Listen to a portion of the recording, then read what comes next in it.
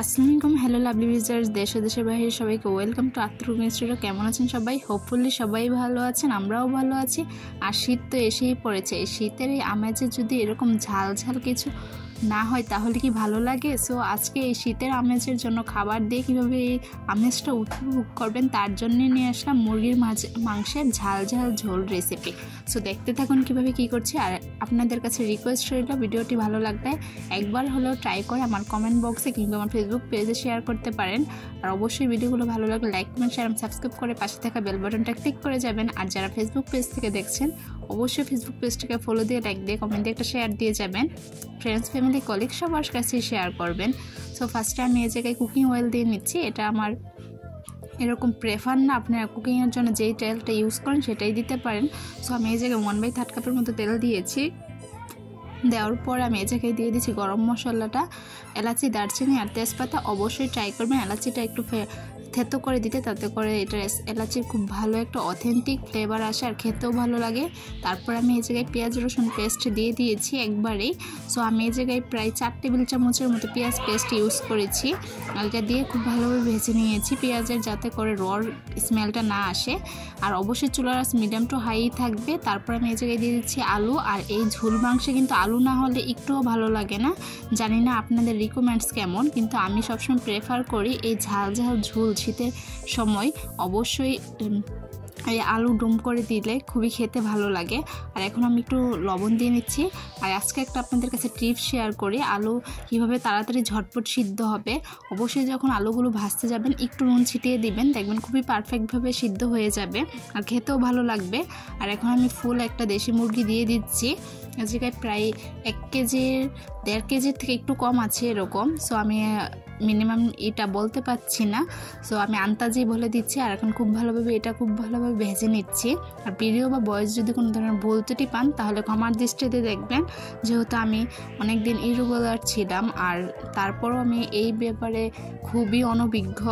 First of all আমি নতুন, so আমার ভুল ত্রুটি থাকবে। ইনশাল্লাহ আমি কাটিয়ে নেওয়ার ট্রাই করবো। আর আপনারা যদি পাশে থাকেন আর আল্লাহ সহায় হলে তো কোনো ব্যাপারই না। আর আমার এই ভিডিও দেখে যদি যে রান্না করবে টিপস অ্যান্ড ট্রিক যে আপু ভাইয়ারা, তাদেরকে বলবো সম্পূর্ণ ভিডিও দেখে তারপরে রান্না করবেন। ইনশাল্লাহ নিরাশ হবেন না, 100% ফিদা হয়ে যাবেন, এতটুকু আমার গ্যারান্টি আছে। So must be try. আর যখন এখন শীত এসে পড়েছে, এমন কোনো লোক নেই যে শীতে স্পাইসি খাবার পছন্দ করে না। সো সবসময় তো মাংস একরকমভাবে খেয়েই থাকেন, আর দেশি মুরগিটা না হয় এবার শীতের সময়ের জন্য একটু অন্যরকমভাবে খাবেন। সো দেখতেই থাকুন কীভাবে কী করছি। তো ফার্স্টে আমি মুরগির মাংসগুলো খুব ভালোভাবে ভেজে নিচ্ছি। তারপরে গুঁড়া মরিচের যে মশলাগুলো সেগুলো দিয়ে নিচ্ছি। অবশ্যই এই জায়গায় যেহেতু ঝাল ঝাল বলেছি, ঝালের পরিমাণ বেশি হবে। আমি এই জায়গায় প্রায় 5 টেবিল চামচের মতো শুকনো মরিচের গুঁড়া দিয়েছি। আর দিয়েছি হলুদ গুঁড়া 1 চামচের মতো, ধনিয়া গুঁড়া দিয়েছি 2 চামচের মতো, আর স্পেশাল মুরগির মাংসের মশলা দিয়েছি 2 চামচের মতো। আর অবভিয়াসলি ভাজা জিরা গুঁড়া দিয়েছি প্রায় 1.5 টেবিল চামচের মতো।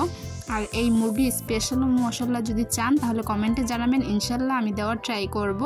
সো দেখতেই পাচ্ছেন ঝাল ঝাল হচ্ছে, আর ঝাল না হলে কিন্তু একটু খেতেও ভালো লাগে না। আর সকাল উঠলেই তো শীতের যে একটা কুয়াশা, জানি না আপনাদের এদিকে কীরকম হয়েছে, আমাদের এদিকে কিন্তু ফুল শীত এসে পড়েছে। আর শীতের এই সকালের নাস্তাতে যদি পরোটা বা রুটির সাথে এরকম ঝাল ঝাল মুরগি থাকে, তাহলে তো কোনো কথাই নেই। জানি না আপনাদের কীরকম লাগে, বাট আমাদের ফ্যামিলি সবাই পছন্দ করে। ইনশাল্লাহ এর জন্য আমি আজকে এই রেসিপিটা আপনাদের মাঝে শেয়ার করে ফেললাম। সো আমি এখন পানি দিয়ে দিচ্ছি যতটুকু লাগে। আর অবশ্যই ট্রাই করবেন এই জায়গায় গরম পানিটা ইউজ করতে, তাহলে খুবই তাড়াতাড়ি তৈরি হয়ে যাবে আর খুব ভালোভাবে সিদ্ধ হবে। আমি এই জায়গায় একদম বলক ওঠানো প্রায় 4 কাপের মতো পানি দিয়ে নিয়েছি। দিয়ে একদম হাই হিটে চুলার আঁচটা বাড়িয়ে তারপরে আমি প্রায় 15 থেকে 20 মিনিটের জন্য জাল করে নিচ্ছি। আর জাল করে নেওয়ার কারণ দেখতেই পাচ্ছেন কীভাবে জাল করছি। অবশ্যই এই পর্যায়ে চুলার আঁচটা বাড়ানোই থাকবে, কারণ এখন বাড়ানো থাকলেও প্রবলেম নেই, কিন্তু একটু পরপর নাড়াচাড়া দিয়ে দেখে নেবেন যাতে করে কোনো দিকে না লেগে যায়, লাগবে না তারপরেও। সো আপনারা কী কী রেসিপি চান কমেন্টে জানাবেন। ইনশাল্লাহ আমি আমার সাধ্যমতো দেওয়ার ট্রাই করব। আর কে কোন চ্যানেল থেকে দেখছেন সেটাও বলবেন, আমার এগুলো পড়তে খুবই ভালো লাগে। সো অবশ্যই আমি ট্রাই করি আপনাদের মন মতোই রেসিপি নিয়ে আসার, কারণ অনেক ব্যস্ততার কারণে পাচ্ছি না আপনাদের সময় দিতে, কিন্তু যেহেতু আপনারাও আমার একটা ফ্যামিলি, আপস অ্যান্ড ডাউন সব কিছু আপনাদের মাঝে শেয়ার করা, সো আমি ট্রাই করি যে আপনাদের মাঝে কিছু শেয়ার করার। সো অবশ্যই আপনাদের কাছে ভালো লাগলে একবার হলেও মাস্ট বি ট্রাই করবেন, ট্রাই করে আমার কমেন্টে জানাবেন, তাহলে আমি আরেকটু বেশি উপকৃত হব যে আমার রেসিপি ফলো করে আপনারা এত ভালো খাবারের টেস্ট পেয়েছেন। আর খাবার এমন একটা জিনিস, কারণ বাঙালি বলে না, প্রত্যেকটা মানুষই সবাই কিন্তু সবার দিক দিয়ে খাবার রসিক, এমন কোনো মানুষ নেই যে খাবার পছন্দ করে না। আর এই মাংসটা দিয়ে যদি সকালের নাস্তা হয় তাহলে তো পারফেক্ট জমে যাবে। সো দেখতেই পাচ্ছেন গ্রেভিটা আস্তে আস্তে কতটা লোভনীয় হচ্ছে, আর খেতেও কিন্তু দুর্দান্ত হচ্ছে। আর এই রেসিপিটা মাস্ট বি ট্রাই করবে, যারা স্পাইসি লাভার আছে তাদের তো কোনো কথাই নেই, অনায়াসেই তৈরি করে ফেলবে। সো আমার এটা কিন্তু প্রায় হয়ে এসেছে, এখন সার্ভিং ডিশে সার্ভ করার পর দেখতে পারবেন লুকটা আরও কত সুন্দর হয়েছে। তাহলে আজকে এতটুকুই বিদায় নিচ্ছি, সবাই আমার ফ্যামিলির জন্য দোয়া করবেন, আমিও আপনাদের ফ্যামিলির জন্য দোয়া করি। অবশ্যই ভিডিওগুলো ভালো লাগলে শুরু থেকে শেষ পর্যন্ত দেখবেন। আজকে এতটুকুর জন্য ধন্যবাদ সবাইকে, আল্লাহ হাফেজ।